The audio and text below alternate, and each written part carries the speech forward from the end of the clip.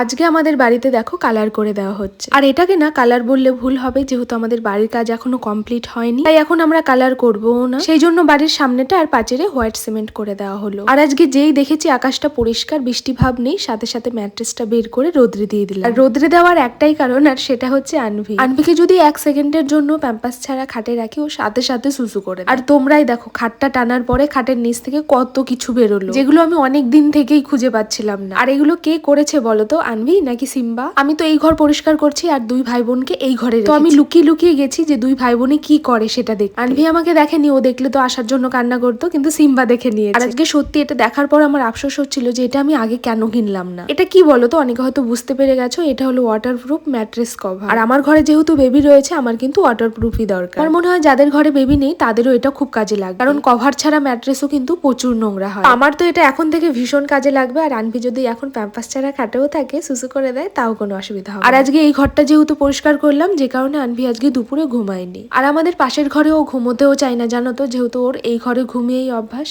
আর আজকে আনভি যেহেতু তাড়াতাড়ি ঘুমিয়ে পড়লো, সেই জন্য আমিও আমার কাজে বসে পড়লাম। আর আমার ছোটবেলা থেকেই খুব ইচ্ছা জানো তো নিজে কিছু করার, তার মধ্যে চাকরি করার খুব ইচ্ছা। জানি না কোনোদিন পাবো কিনা। সবারই কিছু না কিছু ইচ্ছা থাকে, তোমাদের কি ইচ্ছা আমাকে জানিও।